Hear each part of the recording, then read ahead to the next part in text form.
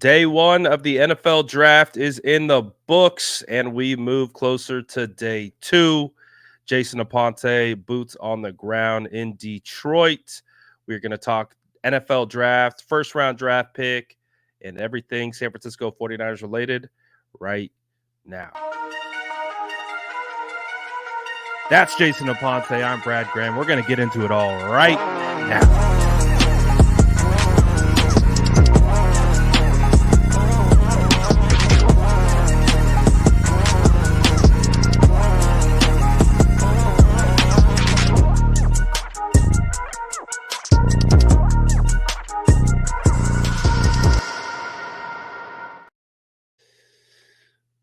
What up, man? How has Detroit been treating you lately?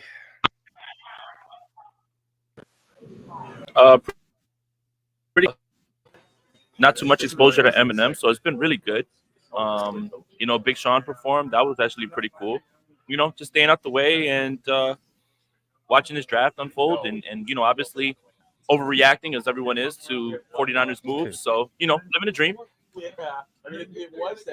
So I guess that leads us right into our first topic, obviously. The San Francisco 49ers get through the first round without moving any wide receivers, but they end up adding one. What was your thoughts when Lad McConkey came, or Lad? They didn't take Lad. That would have made a little bit. That would have made a little bit more sense, like right off the bat. I think he was mocked there a lot, so that's why he's on the tip of your tongue. He was, but Ricky Pearsall was the one who was drafted there. What are your thoughts on the pick? I think we were all surprised by it, but what's your overall thoughts that you've had some time to think about it? So the thing is when it comes across, I think the initial issue is two things. One is the amount of times that other receivers have been mocked, and also who else is on the board. You see Cooper DeJean there. There was this talk about, who's going to be the star role in Brandon Staley's offense. And it could have been Cooper DeJean. And for anybody that doesn't understand the star role, think Jimmy Ward. Like, think what Jimmy Ward used to do: play down in the box, play up top, play in the slot, those type of things, and move around and just create havoc. And then you have the other receivers who I love. Adonai Mitchell. Obviously Xavier Legette was there. Xavier Worthy for a little bit was there, but now, like, you're looking around because of the way the quarterbacks had gone early, and you're seeing this influx of talent that you didn't believe was going to be there, and then the name that comes across is none of them. And I think that's your initial issue, right? Your initial part is you thought this name would be there, and they were, and then you hear that name, and then it turns into, oh my God, well, what is that? And also layered onto this is the fact that every single pick leaked. The 49ers pick leaks, and it's Cooper DeJean, and that's the only one that is the okie doke. And we all rejoiced for a little while thinking it was Cooper DeJean, and then to have that rug kind of pulled out and then have it be that name adds another layer on top of it. But having a time to sleep on it, actually watch him, not the highlights, because everybody's highlights look great. Everyone looks great in highlight reels. Having a chance to stay up late last night because I couldn't sleep. I drank too much coffee. Having a chance to watch him in this offense, understanding why his production isn't as great as people would like. His quarterback was terrible. That offense is boring in Florida. Those are all things that are there. The guy can get himself open. He's a freak athlete. He works in the middle of the field, and he can be a guy that they can use in a similar role to Deebo Samuel, not comparing him one-to-one for Deebo Samuel. The more and more you dig into it, the more and more you look at the fit, and you hear the way that Kyle Shanahan and John Lynch talked about how much they like how physical he is, how he can block. I think, honestly, it feels a lot better. Perceived value is only based on the names that are around it. But if we come back to this pick in 2 years and Pearsall is like, balling, and he's like a big contributor for this team, I don't think it really matters where they took him as long as they got a good guy.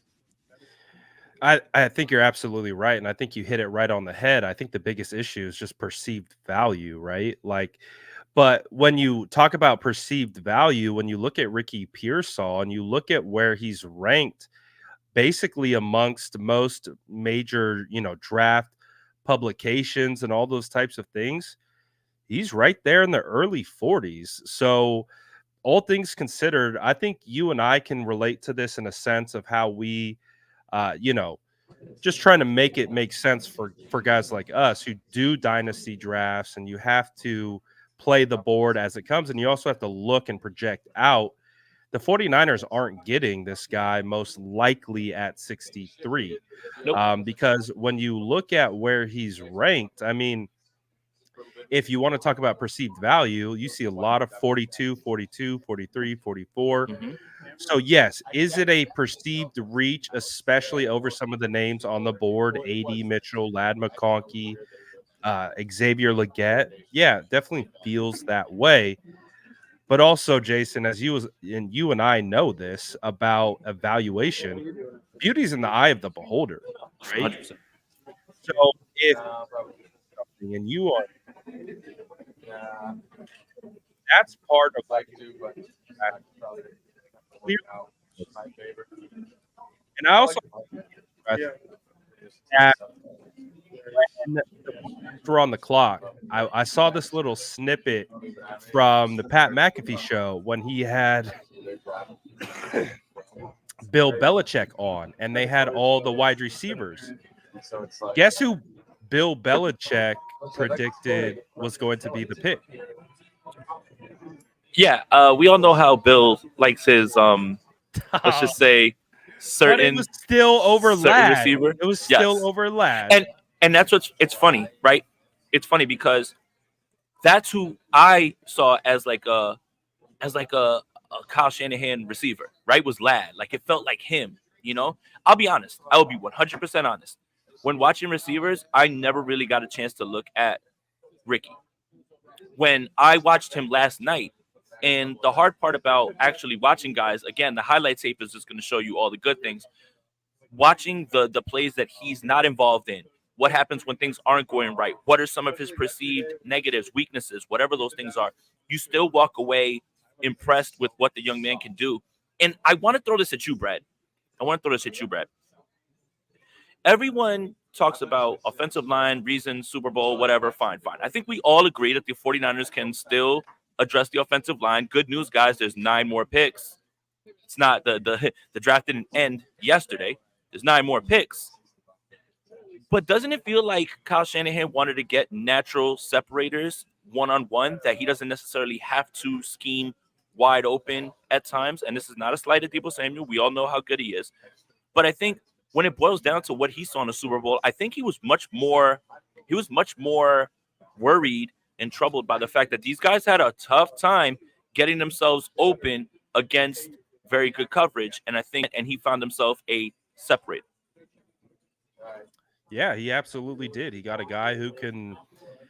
When I look at Pearsall, like he has some of those traits that we would consider kind of like dog traits. Like he just has this embodiment of the way he plays wide receiver in a very tough nosed way, but on top of being very uh, precise in and out of his breaks, he's just like a natural technician, and I think all the years that he spent in college, I think refined him into the wide receiver he is. I think one of the things that stood out to me, I'm like, oh, he's like 24, right? Like he's older, which I don't love about, especially first round draft prospects. But I think if you're looking for a guy who's going to contribute right away, and clearly, I mean, this will maybe be we'll transition to this next topic. But clearly, it sounds like the 49ers are open for business at wide receiver, at least into hearing if anyone has anything to offer. So maybe they just felt like we know that we're going to need a guy here in the next year or two to step in, and let's go get him now. And they clearly identified on their board that this was the guy, and that's what they Mhm. talked about. So for me to judge the pick, it's hard because how am I going to judge someone else's evaluation? I'm always, talking about stay true to your own evaluation. I had Troy Fautanu as the second best offensive lineman. I think he was the fifth offensive lineman to go. I would have traded all the way up near 10 to take Troy. Could have stayed and got him at 20. Beauty's in the eye of the beholder. And so I think the way that CJ Stroud reacted, the way that Bill Belichick predicted And again, just knowing who the player is and watching and what he does, it makes it a lot easier to rationalize the pick. In all things considered, from a perception standpoint, was it a reach? Yes, it was perceived to be a reach. But just like I was saying on the live last night, is like, okay, but if this guy turns out to be a quality wide receiver a couple years from now, we don't Yeah. care. Right. The same thing like I was talking about with Puka Nakua. If you took Puka Nakua at 31 last year, people would have lost their minds. Mhm. But he's considered right now by a lot of people as potentially a top 10 wide receiver in the NFL. So you Yeah. just got to let it play out. We got to wait to see. Obviously, there were different options: Cooper DeJean, Kool-Aid McKinstry, Jerry Newton. I thought those were better options if we're talking about filling a need, right? But hey, they went wide receiver. They shocked us all. But I don't think they got a terrible I don't think this is AJ No. Jenkins. No. I see people like, oh, this is AJ Jenkins. I'm like, no, it's not. AJ Jenkins was awful. And another thing is, the Brandon Ayuk pick was viewed as a reach. There were many people that said, I don't understand. I don't see how you can take him here. And now look where we are with Brandon Ayuk being the talk of an extension and many people wanting to get their hands on him right now at this point. And then kind of what's being whispered about, because I definitely love the Donnie Mitchell. I liked him obviously more than Pearsall. I didn't really even get to watch Pearsall like that. So, but the kind of buzz around here is that Donnie Mitchell has medical concerns. And you know what You else? saw that heading into the draft that people were taking him off their boards. Right. And you know what else too? No matter who the 49ers take, that doesn't guarantee anything. You could take Cooper DeJean. I think we'd have all been happy with that. Does not guarantee that he's a hooper. You could take any of the linemen. Does not guarantee that they're going to be there. You could take any of these receivers. Does not guarantee that they're going to play well. So the idea that now, they've already drafted a bust, but if they would have drafted a guy that you like, you were going to give him what, 3-4 years until he shows you. It's just look, saying that you value one prospect over the other, it's fine. I like the Donnie Mitchell over Pearsall clearly. But when you start to dig in and you start to watch the guy and you start to understand the fit, and another thing that Kyle and John talked about after was the fact that they love that he's a willing blocker. No block, no rock, right? One thing that I think we should talk about before we segue into, I think I know what the next topic is. I'm going to segue into this. Adam Schefter said that the 49ers got calls about 3 receivers. 3. Really? Who's the third one? Juwan? Jawan Jennings. No one's talking about that. When did he say that? He said it right after the pick came out with Pearsall. So now you look, and obviously the conversation shifts to, okay, day 2 is about to start. The Buffalo Bills have traded back. Sounds like they're going to get this shot out of Donnie Mitchell. Nice shot back there. Donnie Mitchell is going to be probably in Buffalo. You have someone right behind them that's needy as well too, the New England Patriots. But it sounds like what Jordan Schultz is saying is that there's no trade imminent. Nothing's going to happen, right? It sounds like what the course of action is going to be, and I think this is the best part about this, is Pearsall gets a chance to step into this offense and not replace someone immediately. So he can get his feet wet and be, either situational, a little bit more on the field, doesn't have to be a guy that's relied on immediately. And I think I like the idea of that with him, with those two in addition, as opposed to him replacing one of the other. So it sounds like we're going to get through today as well. Deebo Samuel and Brandon Ayuk are still going to be on this roster. And you've kind of right there put themselves right in a position where they're a little bit deeper. And they still, guys, the draft didn't end yesterday.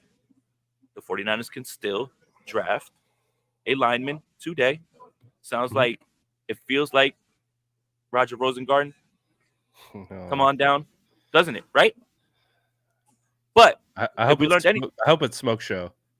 Yeah, but that's what I'm saying. But if we learned anything from yesterday, it's doesn't matter who they brought in for top 30 visits. Doesn't matter who they've been connected to. The 49ers do whatever they want. That's what John Lynch said when I asked him that question at the Combine. We just draft good players, and we don't really have a perception of how everybody else sees them. It's worked. It hasn't worked. We'll find out. But I do think the 49ers addressed offensive line with the second pick. But I did think that it's kind of funny that everyone kind of eschewed the fact that people were calling the 49ers about Jawan Jennings as well. And what do you do if you're the 49ers? Second round tender, wants an extension, might let him walk. You could have gotten a pick for Jawan Jennings. I don't know. It's interesting. But it doesn't sound like anybody's on the move at all. What do you make of the 49ers getting and uh, receiving all these calls and potential trades? Like, what are your thoughts on it? I think a lot of people want to find a way to get a piece of this offense. And everyone is looking to duplicate what the 49ers have done in one way or another, whether it's the system, whether it's we're trying to find our Debo Samuel. How many people have been talking about that in every single draft? Right. The comp is we're going to use him like Debo. Yeah, everybody's been Malachi trying. Corley. Right, everybody's been trying. Malachi Corey is the guy this year. LaVisca Chenault, remember? Oh, he's Debo Samuel. Oh, use him the same exact way. Everybody's looking to duplicate what the 49ers are doing. So good teams that have good players are generally going to get calls, especially when you're trying to duplicate the type of offense the 49ers have and the success they've had. Yeah, so I think we knew what the main problem is, Jason, right? It's the position that was taken. Would you agree with that? I think it's the name. I don't know You if it's think the it's the name? position. Yeah, I think it's the name. Oh, do you Again, think because of the last 2 weeks and all the wide receiver talk that people would have been much more open to an Xavier Worthy, to a Leggett, right. to AD Mitchell? AD It's Mitchell, the fact that Lad. it's the fact that it's Pearsall. Right, like that wasn't one of the names. That's it. Like, you look around at a bunch of mocks with people that are in the know, and it was never Ricky at 31, right? Right. You got all these other guys. It was just the name. It wasn't the position. I don't think anybody would have freaked out if the wide receiver that was called was AD Mitchell or Lad McConkey. I think it's just because of who. I think it's just because of the name. So once that fades away and you sit there and you think about it and you're like, well, let me do some research. That's when you really start to get in to the type of player and the fit that he's in, and you can feel better about it.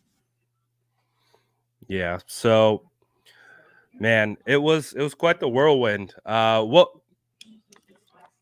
was like there was there is there a reaction? Like, do you get a reaction and like where you're at? Where like did you hear like a audible gasp from everyone in the room, or is that at that point is everyone gone because No, it's been everybody, 4 hours? no, everybody was here for 31. The audible gasp in this room came when Michael Penix was taken to the Atlanta Falcons, and and That's that crazy. and that broke through this room like maybe 2 minutes before it was actually announced, and that was the one where everybody was just like, even people that haven't met were just looking at each other like, what is going on? With the pick at 31, it kind of just came and went. A lot of people were like packing up, getting ready to go. And it wasn't a big shock. There's so many people in here. Hardly any of them are 49ers writers or Right. anything like They that. probably Or, don't so, care yeah, one so way or it's the just that other. they do not care one way or another.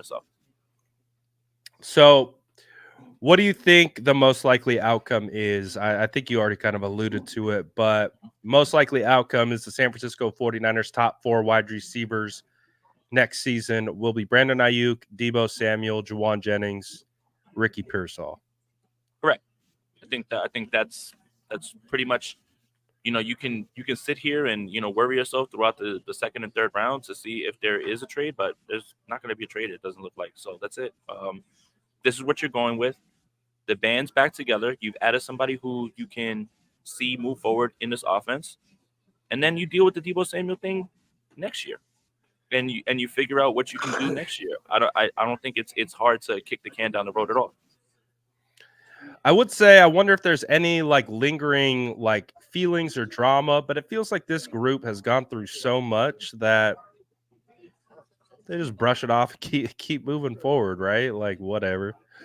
Yeah, and a lot of the things too that people are forgetting in terms of like trading Debo is if you trade Debo somewhere, you don't think Debo's going to go to that office and be like, "Hey, I need new money."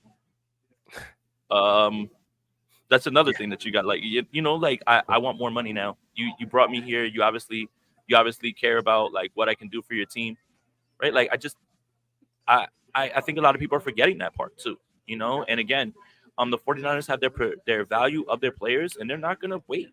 They're not gonna wait on that, and they're not gonna change that. if they feel like they should get a first rounder or a late or early second or something like that for a player, and they don't get that, they're not just going to be like, well, we'll just take what we can get. They're going to get what they can. So, Yeah, absolutely. So as we head into second and third rounds, we also have a super chat from Greatness 54 says, oh, I'm nice. not Let's go, my upset boy. about who they picked. I'm more upset about what they left behind. Yeah. That's I was like, man, there's no way they could fumble between Jerry Newton, Kool-Aid McKinstry, and Cooper hmm DeJean. I was like, we're getting someone hmm that's going to be an impact on defense day one. And I was like, God, the Mike Silver thing, man, that yeah. was so brutal. That was so brutal So because it was like Cooper DeJean. Like I was like, all right, well, hey, if it was any one of those three, I was gonna be like, yeah, we cooking. yeah. And I was like, nope, psych. It's a wide receiver that no one was anticipating. And again, this is all goes back to what we were talking about with perceived value. Yeah, Perceived value is who's on the board. yeah, Actual value is going to be second, third year when you find a return on investment. So yeah. many people in the first round. We drafted a can't miss guy. Here we go. We got our guy. End up either not panning out, getting injured, and then you look at guys that like were behind them, and you say, I can't believe they let this guy slide this far. Perceived value is what's on the board today. That's perceived value today. That is not what is going to be the determining factor on the return of investment soon. And again, I'm not trying to talk anybody into liking this pick. If you don't, everybody's entitled to their opinion. That's fine. But Mhm. how many people have like drafted? How many teams have drafted somebody and they're like, man, I can't believe they got this guy, and then they end up being nothing for one reason or the Terrible. other, right? And then you look back on the draft and you're like, man, I can't believe this guy fell this far. I thought It's perceived. Reuben Foster was gonna be all pro linebacker, baby. It's perceived value today. That's what perceived value is today. Return on investment will be determined later on. Kind of got to let it play out, right? And in the first round, the 49ers decided this was the pick. If you look at their last first round pick, who was a wide receiver, his name, Brandon Ayuk, I think they did all right. Yeah. So I think we're both kind of in the same thought process, right? It is it is what it is situation, but there is potential that this could be a good pick in the long run. Just right Yep. now, we just have to work Yep. through some of the guys that were picked over, and Mhm. that's about it, right? So Yeah. And it all if again, you don't like the pick, that's you're fair. totally you can totally say that. Like that's not That's fair. a problem. We don't have to twist your arm to be like you have to like this Right. pick. No, we're not. That's not at all like what we're saying is how many can't miss guys like in the first round? Like, I can't believe they got this guy. And then you end up looking back and there's guys in the third and fourth round that eventually outshine them, right? Well, Jalen Rager, Jalen, huh? John Lynch did say they had 22 first round picks hmm or graded players on their board. You're picking at 31 and you're staying at 31. There's a good chance those 22 players don't make it to you. So at that point, hmm how do you then gauge and grade and rank and all those So different look, types of things as well? the Raiders in a draft class of CeeDee Lamb, Justin Jefferson, Brandon Ayuk, T. Higgins, selected Henry Ruggs. They took Henry Ruggs first. The Philadelphia Eagles had a chance to get Justin Jefferson. They drafted Jalen Rager. And With so Debo much Samuel and AJ Brown and DK Metcalf, the Patriots took in Keel Harry.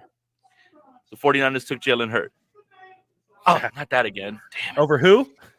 Nobody. It doesn't matter. I don't want to No, bring it up. I don't care. nobody. No, Oh, over talk nobody. about these wide receivers, Don't man. don't look up Jalen. Whatever you do, do not look up where Jalen Hurd was drafted and who was taken 3 picks after him by the Washington Commanders. Good I God. wonder what Hurd But is doing these days. I don't know. Hopefully he's doing well. But look I don't again, care, the man. the the thing is again, you don't have to like this pick. I understand. If you don't, because you had your eyes set on someone else, that's the fun part of the draft process. But now it's pretty much done. There's nothing you can do. And now you've got to just watch how this plays out. And there's still always a chance that people out outperform their draft class, right, or their draft spot. Look what you're getting from the last pick in the draft from Brock Purdy. Does that mean that every single team like made a mistake? All those things, like it's just the draft process isn't perfect. A lot of guys slip, and it's not because teams don't want them; it's because they force a need in. Those type of things. Again, it's still too early, but now when you dig into this and you look at what the young man possesses, his skill set, what he can do, and how he can fit in this offense, you see the vision, and it's there. It's right there for you. Yeah, I definitely think that's fair for sure. Um, so as we head into round 2 tonight, um, what do you think the positions that the 49ers are going to target? Like, are we going to see a running back third round? Are we going to see more, curveballs? Do you think they're going to go O-line and appease everyone? What are your thoughts? Oh, they're not appeased. They're not appeasing anyone. Again, like we keep saying, the one thing you can set your watch to is the 49ers are not going to draft whoever you want. Never. It's just not going to Hey, happen. this is like the multiple comment that I just don't see it, man. We have the same. who's We the have the same. basketball player that we always joke Austin about? Rivers. Austin Rivers. Yeah, move over Rivers. We The got we thing got is, to is do I doppelganger don't, in town. I don't look anything like old boy. We're just white with beards. If Yeah, anything, like, if anything, that kind of feels like stereotyping, and I want everybody to kind of look in the mirror and just find out like why you think that that's true. Every white guy with a beard doesn't look alike. we're gonna have to Um. start calling you Yak Harlow now. Yeah. Anyway, let's not make this about me because it doesn't matter. Um. What I was saying is, I think it's obviously going to be offensive line here. Otherwise, this fan base is going to rip itself apart, and I think they understand that they're going to do that. But it if you think the 49ers are going to do whatever it is that you think that they're going to do, it's not going to happen. Like, it's just not going to happen. And the one thing that I tell people all the time is set your watch to the 49ers doing whatever they want and not drafting whoever it is that you like. Because Yes, that's what always happens. yes. It's literally what always happens. Literally. Jason, that's why I literally have an entire process where I go through scouting players that I like through my process, and then I try to scout again through a process in which I believe the 49ers would scout. Two completely different processes because we typically don't see eye to eye a whole lot on how these prospects go about. So it'll be woo. Yeah. This cough is killing me, man. So This it'll be Brad's flu game. interesting. Yeah, dude, crazy. It's been a week. What the hell, man? I haven't been sick this long in hella long. So anyways, but with the 49ers, I think we know that they're going to do their own thing. It's been that way from the very beginning. So are there any prospects you have your eye on for, let's say, 63? Do you really think it's going to be Rosengarten at 63? Do you think he goes sooner than that? What are your thoughts? I think I think the book is kind of out on Rosengarten, and I think that the 49ers may have to move up if they really want him. I think people are going to start. There's going to be a there's going to be a tackle run, and if the 49ers are going to be stuck out in the cold, they better make sure that they work the phones and get into their spot. If not, it's going to be the young man from Yale, who Lance Zerline actually put out his second and third round mock, and it came out today, and he had Rosengarten 63, and he had the young man from Yale right behind him to Kansas City, 64. So the 49ers got to watch it, because as soon as this tackle run goes, you can't sit around and just hope that he stays there if you really want him. So I expect the 49ers to be aggressive and go up and get themselves a tackle in the second round. Yeah, it does feel like they will be a little bit aggressive, try to move up, trade for someone. Just considering the fact that they have what 9 more draft picks, and they've talked about how there's a significant talent drop off after around the 5th round, with like I think they said like 35 draftable players returned due to NIL. Mhm. So it thinned the pool a little bit where the 49ers have had so much success. So maybe we will see them jump up and try to get something done. So it'll be interesting. What would you want to see for the 49ers in regards to positions or names or players? Just offensive tackle. I just want everybody to be happy. I want you guys to be happy. Um, and I think one way or another, whether the player is good or not, I think everyone just gets happy if they draft a lineman. So I just want you guys to be happy. Draft a lineman so everybody can calm down, and then we can all just say, "Hey, see, look, they addressed the line," and then we'll figure out if the guy actually can play football after. But I just want you guys to be happy. So let's actually draft a lineman so we can get some smiles out there as opposed to screams and frown faces. What is it about our fan base that just and I can't blame it on them all the time. Like it's not No. like they've been buried in wide receiver trade rumors for 2 Yep. months Hmm. since the Super Bowl, excruciating loss in Hmm. the Super Bowl. And then now it's another wide receivers thrown into the mix. Then we draft a wide receiver, and it's like, oh, now Well, they didn't draft the wide receiver that everyone wanted. they didn't draft the wide receiver that everyone wanted, and Hmm. then like I would say literally anyone wanted, like because of he was round 40s, so no one was like linking that to the Niners. So I get it, man. I was saying last night, I was like, man, why can't we have nice things, man? Like, why does it always feel like there's something going on? Like, what is it? What is it about the Niners? Even John Lynch was kind of talking about it. He's like, why is it always us? Like, why are we always the ones attached to everything? Pull up Peyton's comment. And honestly, the 49ers experience was on full display last night about this pick, because it was Cooper DeJean, that didn't happen. Then it was this, and I'm just like, nothing like it. It literally roller coaster of being a 49ers fan. Nothing like it. And Peyton says, 49ers are the most versatile team in the league. Jordan Elliott is a DT and writer for NBC Sports. Now Ricky Pearsall is a wide receiver and media credential podcaster. Oh, I love it.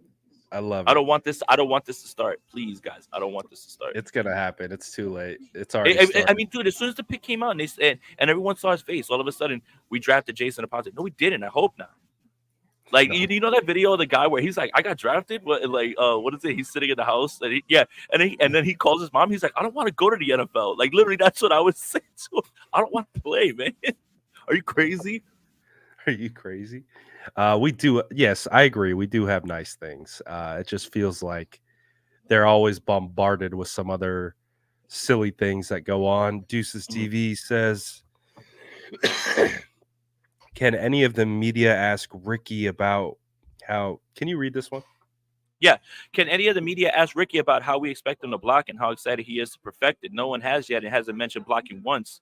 Well, John Lynch and Kyle Shanahan's press conference, they literally talked about the fact that one of the biggest things that they liked about him was not only his physicality going up and taking hits after the catch and his willingness to block. He does have some things to perfect that have been on film in which you see him take a step a little bit too late and allow someone to get by him, but he's a very willing blocker. And if I was willing to guess, and this is just me purely speculating, if it was between him and Adonai Mitchell, and let's say those were the two guys that they were looking at wide receiver, I think the tiebreaker, the deal breaker for them, or the tiebreaker, whatever have you, it would be that Pearsall is a better blocker because that is something that Adani needs to work on a little bit. If it's not just the medicals outright. So yeah, I think they know that for a fact. And if you go back and you watch their press conference from last night, I think it's only about 10-12 minutes.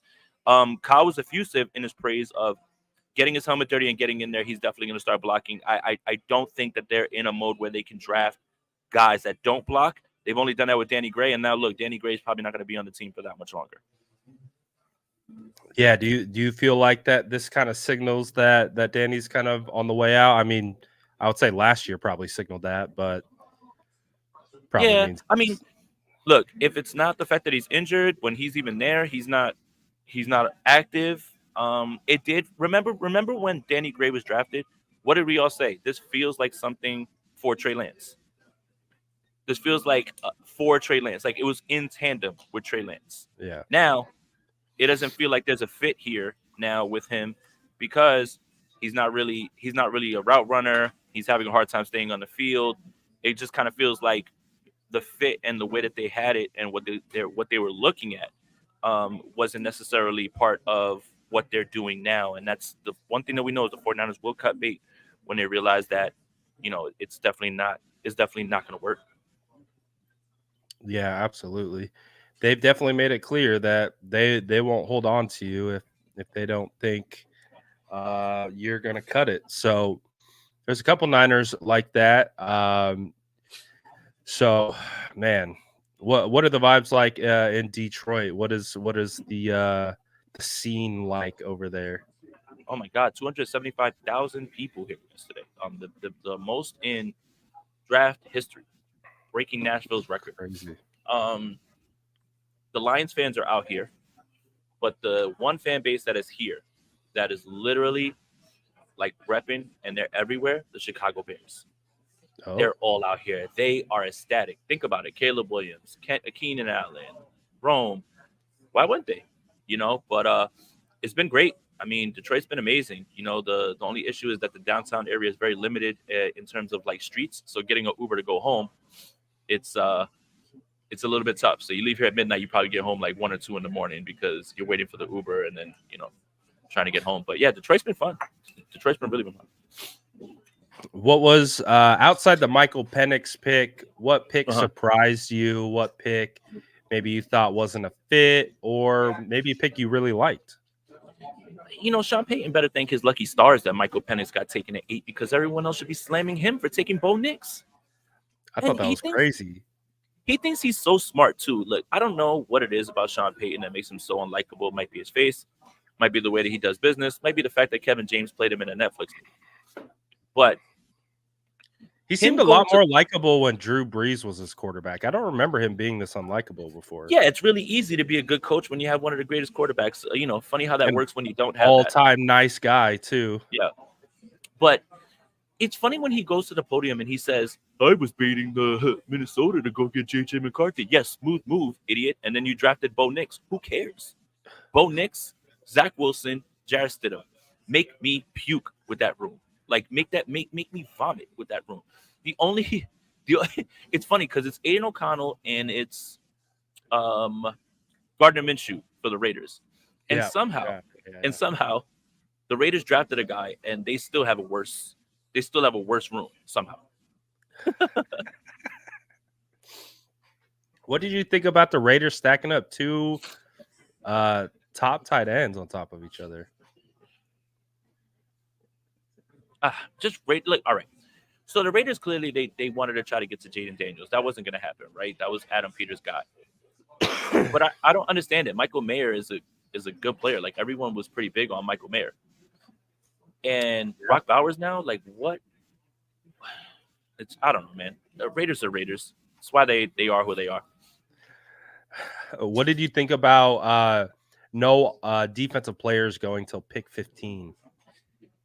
That's what another reason I think so many people are upset about in the 49er fan base. So let me explain.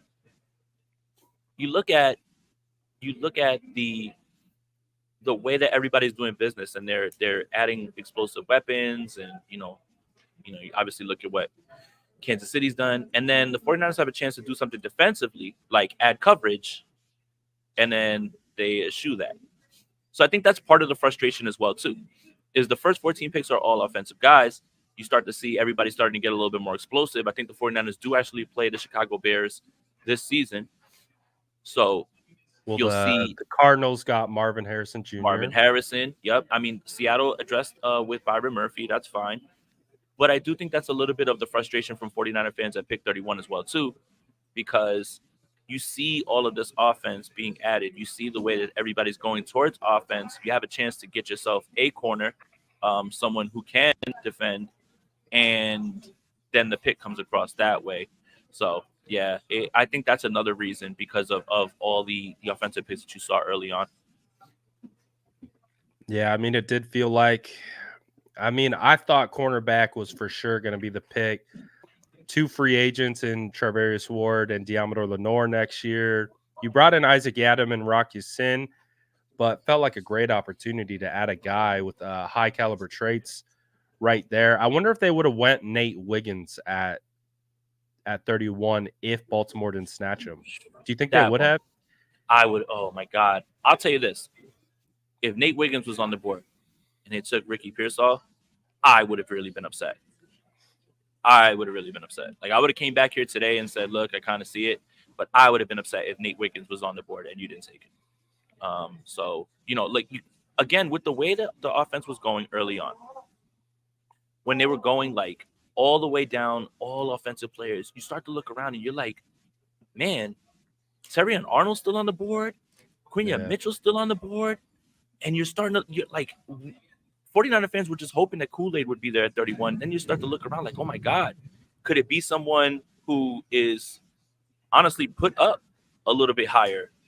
It could have been something like that. If they would have taken Pearsall over Nate Wiggins, I would have been very upset, highly upset. Do you think D tackle could be in play at 63, or you think it's surefire O line? I love you guys too much to like say like, oh, I would love to see D tackle at 63, but I want DT.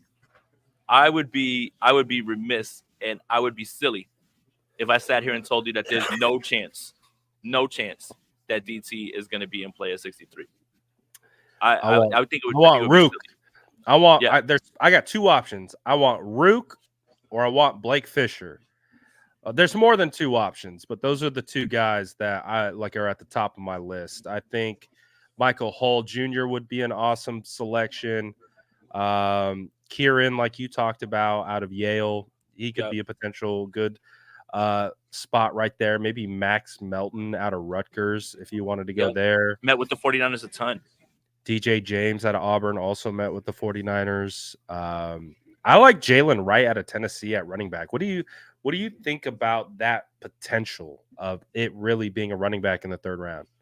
Brad, you're really trying to piss everybody off right now. So I'm trying to keep this. I want everyone to be happy. Is everyone going to be No, happy? No. stir the pot.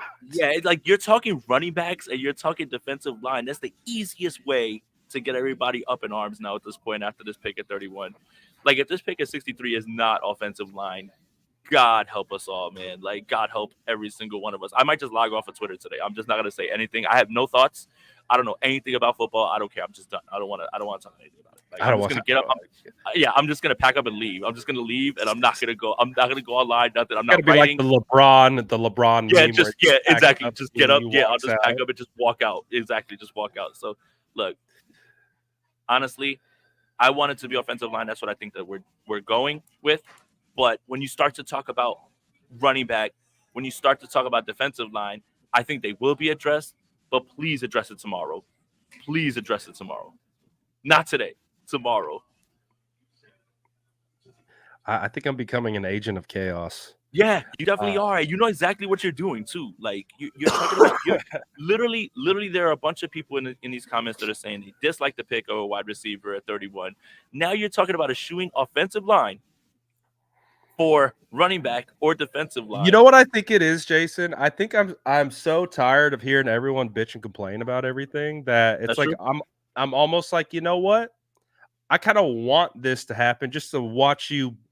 And this is nothing against our phenomenal subscribers or followers. But again, it's just like, man, we interact with so many fans on a daily basis, whether our followers or not. And it's just like at a certain point, people are just, there's a lot of whining going on. Like there's a difference, I think, between getting your opinions across and being able to Mhm. express yourself and say something like that you have a displeasure of or don't like or whatever.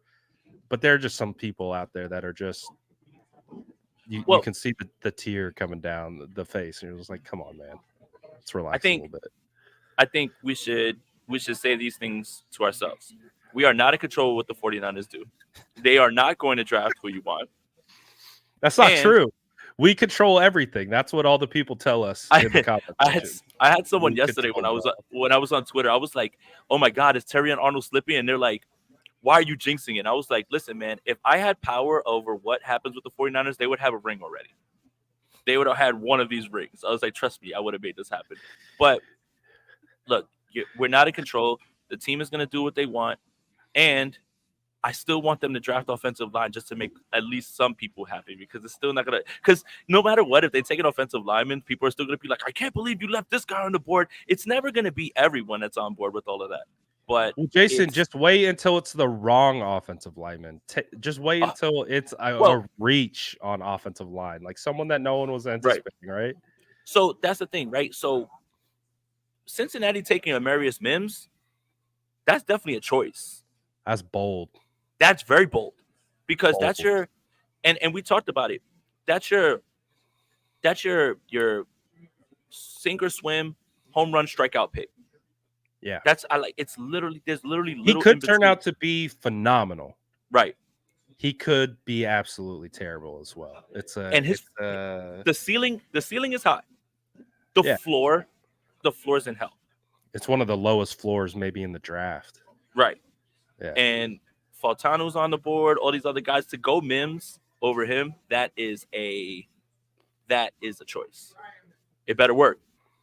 But I think when you look around and you see like the comments on Twitter about it needs to be offensive lineman. Any offensive lineman will do. Anyone. mm-mm. Like that's the thing is what I was talking about earlier.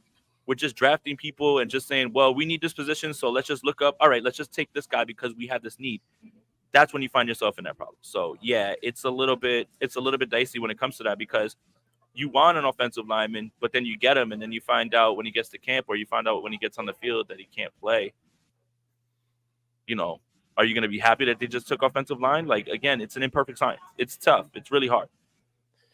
Yeah, I mean, obviously, you want to take the best player that's going to fit what you're doing, and you don't want to just fill a need necessarily. But again, at the end of the day, it's the draft is a crapshoot, and I think that's also another thing that we just got to remind ourselves of how this all plays out. Do you? What would you put the percentage chance that the 49ers trade up, like let's say into the 50s to try to snag someone? Maybe 50, 45, yeah, about 50s. 50s. 45, 50%. Like they're gonna have to when this offensive tackle run starts, they're gonna have to jump out there. And Vic, Tyron Smith signed with the Jets, unfortunately, so he's not out there either. Um, I think it's a good chance because if the 49ers are truly looking for an offensive tackle, there's going to be an offensive tackle run here in the second round, especially with the guys that are available. The 49ers better secure their player. So I've got him at like 45, 50%. 45, 50%. That seems fair. Seems like again a great opportunity to be aggressive. Wait, what's this? What's this? Oh, Hold on. no. Oh, no. What's this? Oh, no. Regarding a potential Debo Samuel trade, right now there does not appear to be a team that would meet the 49ers asking price tonight. That could Shocking. obviously change. We're not closing the door on anything. All it takes is one team. But And at this then moment, it's quiet. it's done. I That never thought that this was going to happen seems against to you. be the common theme is that no one is meeting the 49ers asking price. That's the point, and that's why this is never going to get done.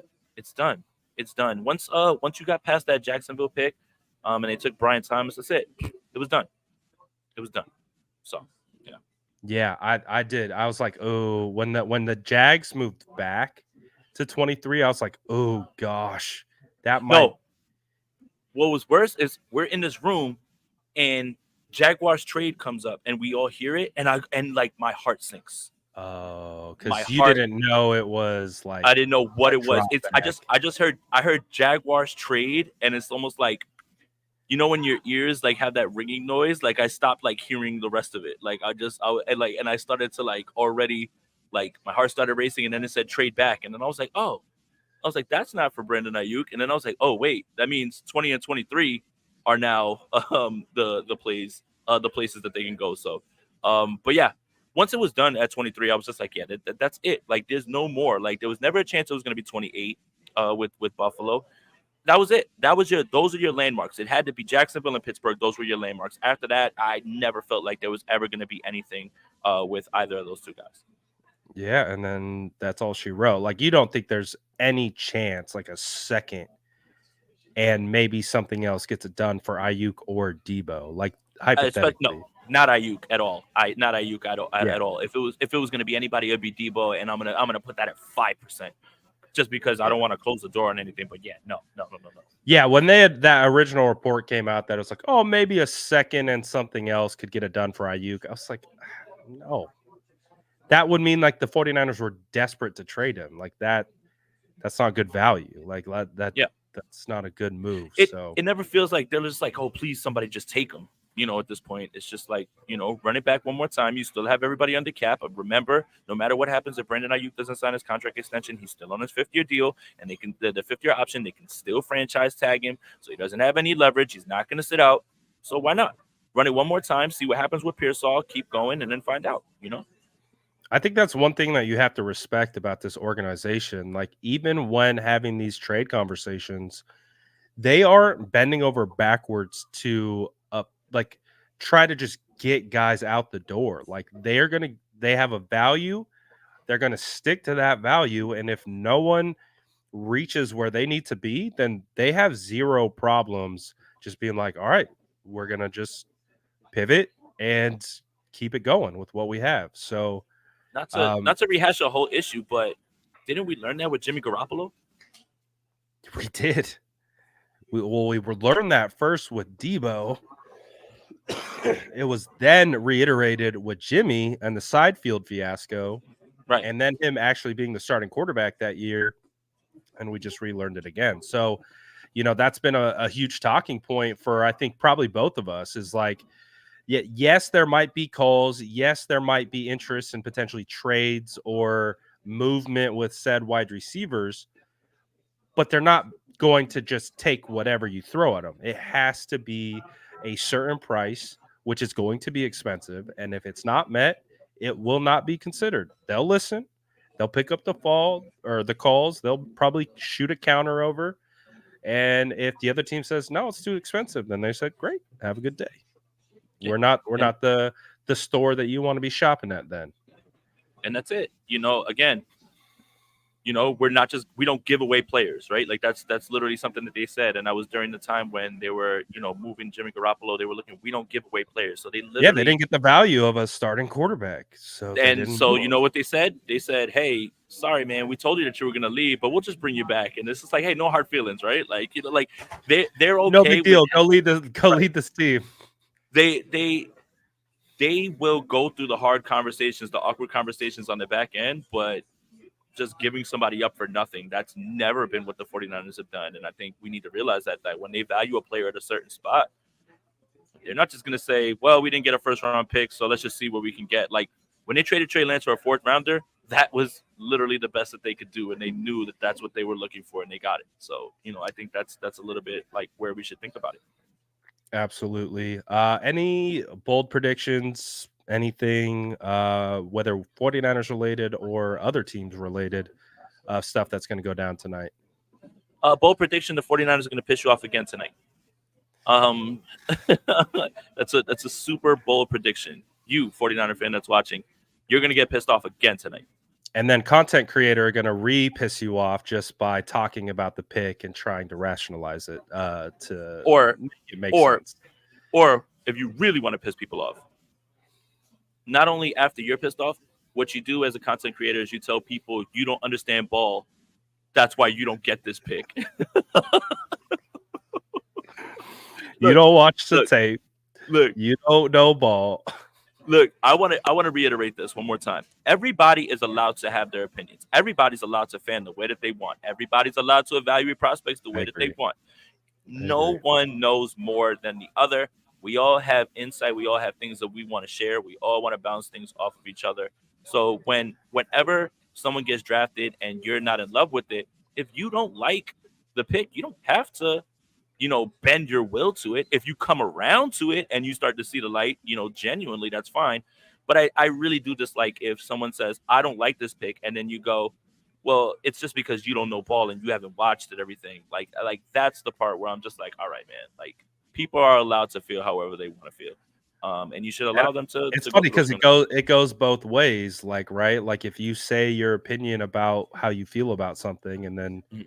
you get 4,000 comments underneath it being like, "Well, why do you agree?"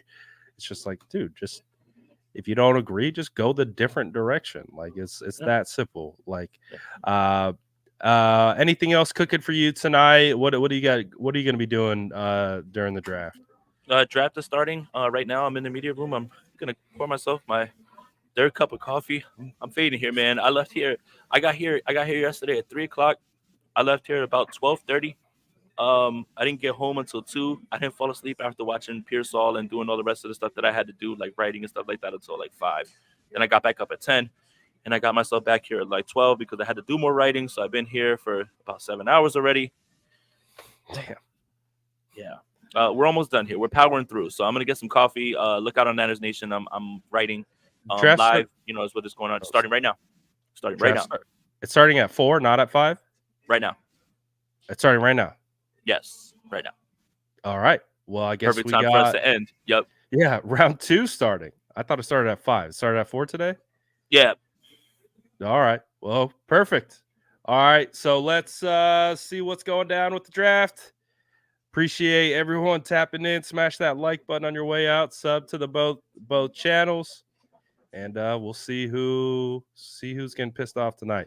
All right. Appreciate all you guys. We're out of here. Peace. That's Jason Aponte. I'm Brad Graham. We're gonna get into it all right now.